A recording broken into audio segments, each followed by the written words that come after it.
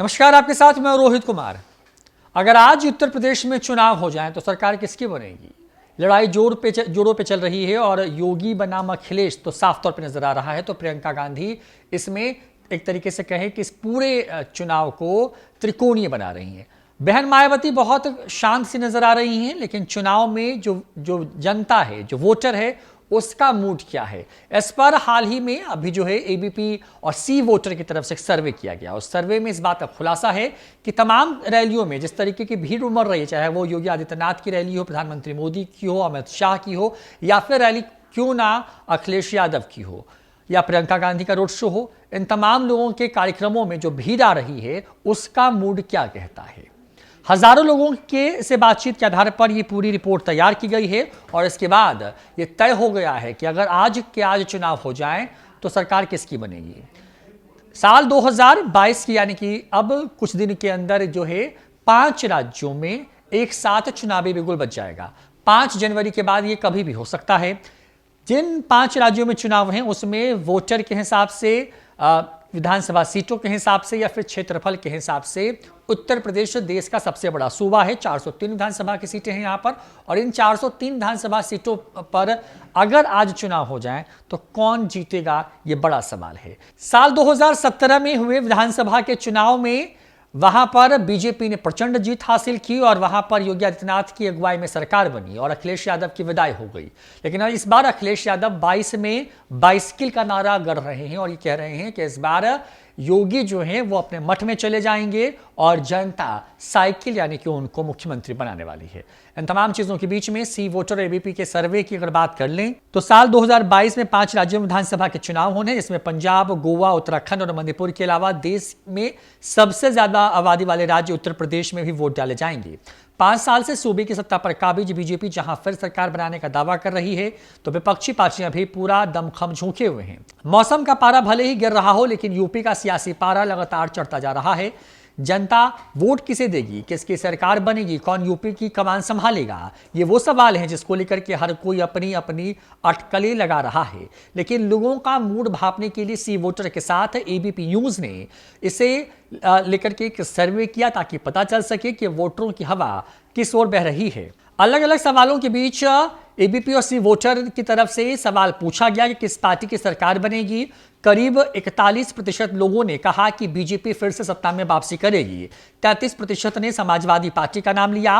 12% ने कहा कि बसपा की सरकार बनेगी, जबकि सिर्फ 8% लोग ही हैं जो प्रियंका की अगुवाई में कांग्रेस की बनवास को खत्म होने का दावा कर रही है।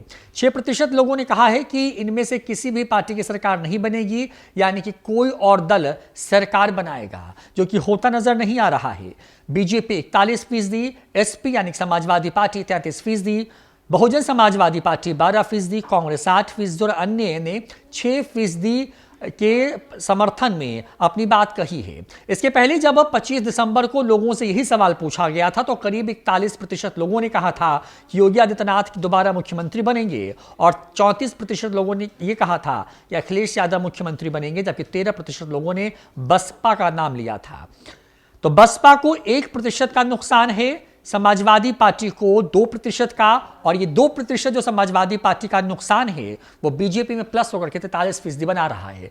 यूपी में जो है इत्र कांड के बाद जहां समाजवादी पार्टी को 2 दिन इस बात को समझने में लग गया कि किस तरीके से इस मामले पर जो है एक तरीके से बीजेपी को घेरा जाए, तब तक बीजेपी ने इत्र वाले मामले पर जो है समाजवादी पार्टी को ही 2 दिनों के अंदर यूपी में कटघरे में खड़ा कर दिया और यह साफ कर दिया कि जो इत्र का काला कारोबार जो सामने आया है, जिसमें जो है कई 100 करोड़ रुपए बरामद हुए घर के अंदर से, उसके पीछे जो है समाजवादी पार्टी है। और इस मुद्दे के बाद लोगों का मूड भी बदला है। जब 25 दिसंबर को यही पोल एबीपी और सी वोटर की तरफ से किया गया था तो उस वक्त में भी योगी आदित्यनाथ का जो ग्राफ था उसमें बढ़ोतरी देखी गई थी, और ये तब हुआ जब प्रधानमंत्री मोदी की तरफ से यूपी के वाराणसी में काशी विश्वनाथ कॉरिडोर का शुभारंभ किया गया और उसके बाद लोगों को काशी और मथुरा के बीच में अंतर बताया गया और ये कहा गया कि अब काशी और अयोध्या के बाद मथुरा वृंदावन की बारी है। और ये लगातार योगी आदित्यनाथ भी इस बयान को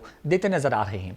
इन तमाम चीजों के बीच में अब सवाल ये कि मुख्यमंत्री के तौर पर यूपी में किसको लोग पसंद कर रहे हैं। जब यही सवाल एबीपी और सी वोटर की तरफ से पूछा गया तो वहां पर जो सर्वे किया गया उस सर्वे में योगी आदित्यनाथ को 43% लोगों ने पसंद किया, अखिलेश यादव को 34%, मायावती को 15% और प्रियंका गांधी को 3%। तो प्रियंका गांधी वाली जो की अगुवाई में जो कांग्रेस यूपी में ताल ठोक रही है, लड़की हूं, लड़ सकती हूं, इस तरह के नारे गढ़ रही है, उस कांग्रेस के लिए वहां पर बहुत कुछ अच्छा होता नजर नहीं आ रहा है।